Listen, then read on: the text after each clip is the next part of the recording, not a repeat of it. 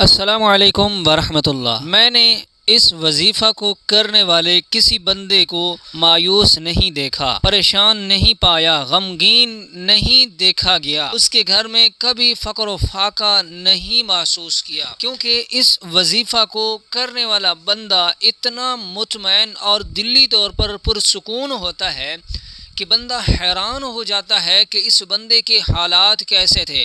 واقعہ کچھ یوں ہے کہ ایک بندہ تھا، میرے علم میں آیا، ہمارے شیخ الوظائف حضرت فرماتے ہیں کہ وہ بندہ جہاں کہیں بھی جاتا، اس کا کوئی کام بھی ہوتا، کسی کام کے لیے کہیں بیٹھتا، اس کام میں برکت ہوتی چلی جاتی تھی۔ جس دکان میں بیٹھتا تھا اس دکان کا مالک فراوانی میں آ جاتا تھا، جس مکان پر جاتا تھا یہ خود تو وہاں پر سبب برکت ہوتا، مگر اس مالک کے مکان کے گھر میں بھی برکت شروع ہو جاتی۔ واقعہ کچھ یوں ہوتا ہے کہ یہ بندہ بازار کی آخری دکان کرائے پر لیتا، ہاتھ کا یہ ہنرمند انسان تھا، کام کرتا تھا۔ اب یہ بازار کے اندر درمیان میں دکان نہیں لیا کرتا تھا کرایہ کے لیے، بلکہ یہ بازار کے آخر میں دکان لیا کرتا تھا، کیونکہ وہاں کرایہ بھی کم ہوتا تھا، لوگوں کی توجہ بھی کم ہوتی تھی۔ لوگ تلاش کرتے تھے کہ رش والی جگہ ہو، بازار کے اندر ہو، تاکہ اس جگہ پر ہم کام کریں، دکان لگائیں، تاکہ ہمارا کاروبار اچھا چل جائے۔ مگر یہ اللہ کا بندہ ایسی جگہ دکان تلاش کرتا جہاں پر کوئی تصور ہی نہیں ہوتا کہ یہاں پر اس کا کاروبار چل پڑے گا، مگر اس کی کوشش ہوتی کہ بازار سے باہر جو دکان کرایہ پر نہیں لگتی تھی اسی دکان کو یہ کرایہ پر لیتا۔ اب واقعہ یوں ہوتا ہے کہ ایک مرتبہ دو مرتبہ یہ دکان کرایہ پر لیتا ہے، وہاں پر اس کا کام چلنا شروع ہو جاتا ہے، کاروبار چلنا شروع ہو جاتا ہے۔ اب جس کرایہ پر بات ہوتی تھی اس دکان پر پہلے آتا کوئی نہیں تھا، مگر اس کے جانے کے بعد وہاں پر بہت سارے لوگ آنا شروع ہو گئے۔ اب اس مالک کی دکان نے اس بندے کو وہاں سے نکال دیا کہ اگر تم کرایہ زیادہ کر رہے ہو تو ٹھیک ہے، ورنہ میری دکان خالی کر دیں۔ یہ کرایہ زیادہ نہ کرتا بلکہ وہاں سے چھوڑ دیتا دکان کو، پھر دوسری جگہ دکان تلاش کرتا، اور ایسی ویران جگہ میں جہاں پر توجہ ہی نہیں ہوتی لوگوں کی، جہاں پر تصور ہی نہیں کیا جا سکتا کہ کوئی کاروبار یہاں پر چل جائے گا۔ اسی طرح وہ ایک بازار میں جاتا ہے، وہاں دیکھتا ہے کہ بہت عرصہ سے دو تین دکانیں بند کھڑی ہیں، ان کے مالک کو ڈھونڈتا ہے، ان کے ساتھ بات کرتا ہے کہ مجھے یہ دکانیں کرائے پر چاہیے۔ اب وہ مالک کی دکان کہتا ہے کہ آپ یہ دکانیں لینا چاہتے ہیں، بلکہ یہ دکانیں تو کوئی نہیں لیتا، سالوں سے بند ہیں، یہاں پر بازار بھی نہیں ہے، آپ کیوں لینا چاہتے ہیں؟ بس اس نے کہا کہ میرا اللہ مجھے رزق دے گا، آپ مجھے دکان کرائے پر دے دیں، اس کا کرایہ بھی میرے ساتھ تعین مختص مقرر کر لیں۔ اب وہ بندہ کہتا ہے کہ میں ان دکانوں کا اتنا کرایہ لوں گا کیونکہ یہ مارکیٹ کے اندر تو ہے نہیں۔ اب وہ بندہ کہتا ہے کہ آپ کی زبان ایک ہے، آپ اسی قیمت پر اس کی قیمت زیادہ تو نہیں کریں گے؟ اس نے کہا نہیں میں اس کی قیمت بالکل کرایہ کی زیادہ نہیں کروں گا، جو کہا ہے یہی کرایہ ہوگا۔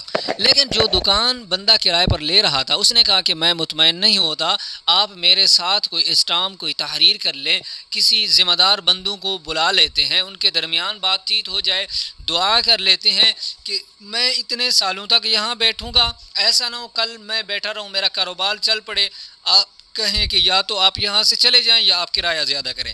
اس نے کہا یار ایسی کوئی بات نہیں، میری دکانیں ویسے خالی کھڑی ہیں، اگر آپ اس کو لے لیں گے آپ کا کام چل جائے گا، میں کرایہ نہیں بڑھوں گا۔ اس نے کہا نہیں مجھے یقین نہیں آتا، آپ اسٹامپ کر لیں۔ بہرحال ان کے درمیان معاہدہ طے پا گیا۔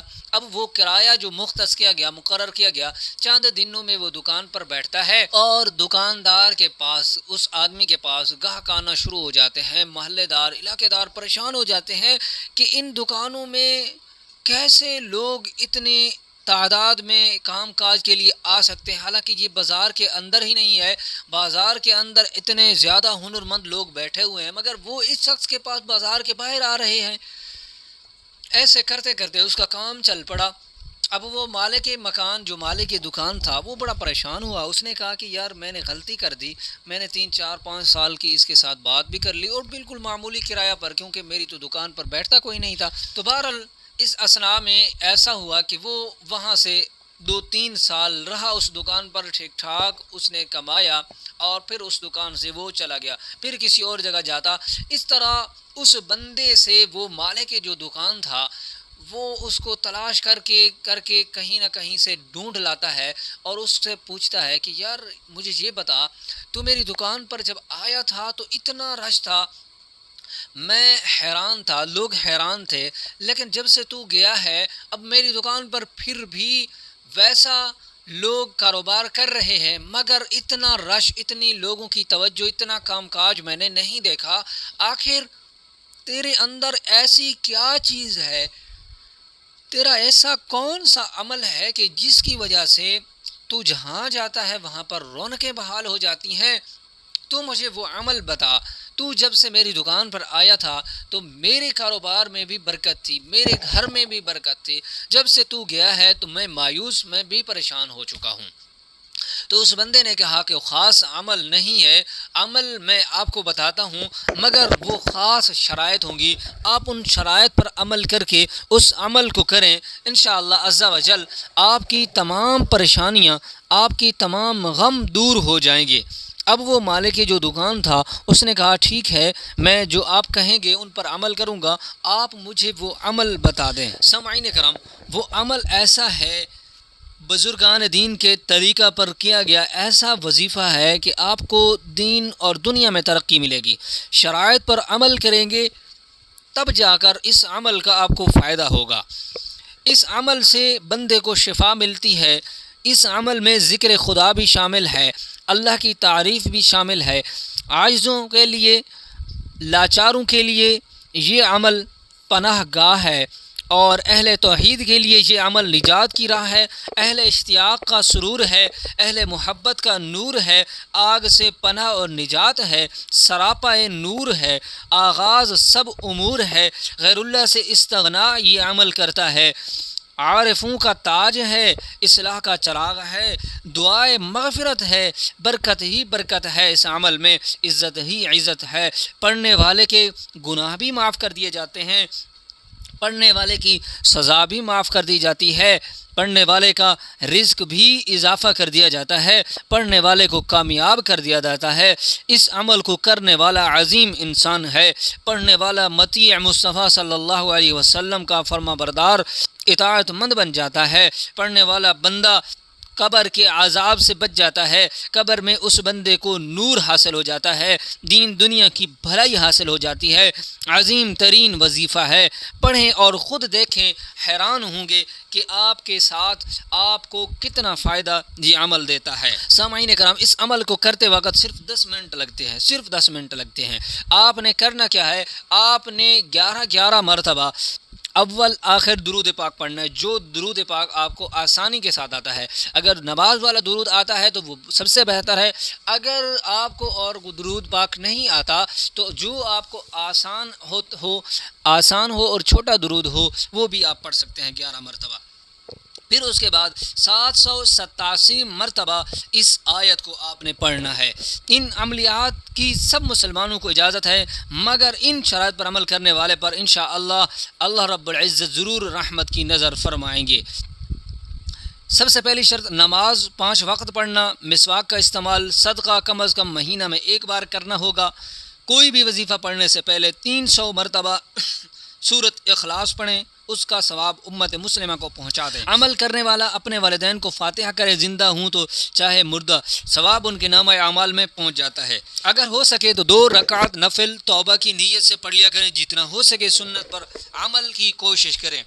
سورہ اخلاص پڑھیں، سورہ فاتحہ، تاکہ برکات اور عنایات خاص حاصل ہوں. ہر حاجت کے لیے اس وظیفہ کو کر سکتے ہیں، غیر شرعی کاموں میں اس وظیفہ کو نہ کیجیے گا، نقصان ہوگا. آپ کوئی بھی عمل یہاں سے پڑھ کر اپنے دوستوں کو، رشتہ داروں کو بھی بتا سکتے ہیں، اس سے آپ کو مزید اجر ملے گا، آپ کے اندر برکات اور رحمتوں کا نزول ہوگا. جب سورج طلوع ہو رہا ہو تو 300 مرتبہ درود شریف پڑھ لیں، لیکن 300 مرتبہ زیادہ ہے. آپ سورج طلوع ہونے کے بعد 11 مرتبہ درود پاک پڑھ کر 300 مرتبہ اس آیت بسم اللہ الرحمن الرحیم کو پڑھنا ہے۔ لگاتار آپ نے 21 دن تک پڑھنا ہے، ہمیشہ باوضو رہنا ہے، اس عمل کے دوران مکمل توجہ اور دھیان کے ساتھ پڑھنا ہے۔ آپ اس کے کرشمات سے حیران ہوں گے، دولت بارش کی طرح برسے گی۔ یہ عمل آزمودہ ہے، پتھر پر لکیر ہے، لیکن کبھی ناغہ نہ ہو۔ اگر آپ کشف حاصل کرنا چاہتے ہیں کہ مجھے غیب کے علم کا، جو ہونے والا ہوتا ہے مستقبل میں، اس کا علم ہو جائے، اس کا کچھ نہ کچھ ادراک ہو جائے، جو بات ہونے والی ہوگی قبل از وقت آپ کو معلوم ہو جائے گی، اس عمل سے حیرت انگیز انکشاف اور غیب کی عجیب باتوں کا مشاہدہ ہوگا، خفیہ پر اسرار سے آگاہی ہوگی۔ نماز فجر کے بعد روزانہ آپ نے بسم اللہ کو 150 مرتبہ پڑھنا ہے، اول آخر 3 مرتبہ درود پاک پڑھنا ہے۔ 40 دن تک اس عمل کو آپ کریں، اور وقت اور جگہ ایک ہونی چاہیے۔ انشاءاللہ عز و جل آپ کو ضرور کشف ہوگا، مستقبل میں ہونے والے تمام واقعات کا آپ کو ادراک ہو جائے گا انشاءاللہ، اللہ چاہے گا ضرور ہوگا۔ اور تیسرا جو عمل ہے، یہ عمل بڑا ہی مؤثر ہے۔ بسم اللہ میں اسم اعظم مخفی ہے، اسم اعظم چھپا ہوا ہے۔ اس عمل سے آنکھوں میں تسخیر کی قوت پیدا ہوتی ہے، آنکھوں کے کشش بڑھ جاتی ہے۔ جس طرف چند لمحے نگاہ جما کر دیکھو گے، انشاءاللہ عز و جل مقناطیس کی طرح کھینچ آئے گا۔ جو خیال دل میں جمع کرو گے ویسا ہی عمل ہوگا۔ عمل کرنے سے اس کی افادیت کے جوہر سے آشکار ہوں گے۔ صبح طلوع کے سورج کے وقت جب سورج نکل رہا ہو تو نگاہیں سورج پر جمائیں، آنکھیں نہ جھپکائیں، 100 بار بسم اللہ الرحمن الرحیم کا ورد کریں۔ چند دن تو سورج کے کناروں سے روشنی متحرک ادھر ادھر اوپر نیچے ہوگی، پھر ساکن ہو جائے گی اور آپ کی آنکھوں میں عجیب کشش ہوگی۔ عمل میں 4 سے 5 منٹ لگتے ہیں۔ لگاتار پابندی کریں، ایک دن بھی ناغہ نہ کریں۔ انشاءاللہ عز و جل آپ دیکھیں گے کہ آپ کو پراسرار طور پر ایسی روحانی قوت حاصل ہوگی، ایسی روحانی بصیرت حاصل ہوگی کہ انشاءاللہ آپ اس عمل کو کرتے جائیں گے اور آپ دعائیں دیتے جائیں گے۔ اس عمل کی تسخیر کو آپ دیکھیں گے۔ یہ 4 وظائف میں نے آپ کو بتائے ہیں، ان وظائف پر ضرور عمل کریں۔ اپنے رشتہ داروں، قریبی تعلق داروں کو، اپنے دوستوں کو ضرور بتائیں۔ اس عمل کی افادیت آپ خود دیکھیں، آزمائیں۔ اگر آپ کو حاصل نہ ہو تو آپ ضرور بتائیں، انشاءاللہ عز و جل آپ دیکھیں گے کہ ان وظائف کو کرنے کا نور آپ کے دل کے اندر آئے گا۔ آپ کو اپنی کھلی آنکھوں سے اس عمل کی افادیت کا علم ہوگا۔ انشاءاللہ دنیا آخرت کی پریشانیاں دور ہو جائیں گی، مایوسی ختم ہو جائے گی، غم دور ہو جائیں گے انشاءاللہ۔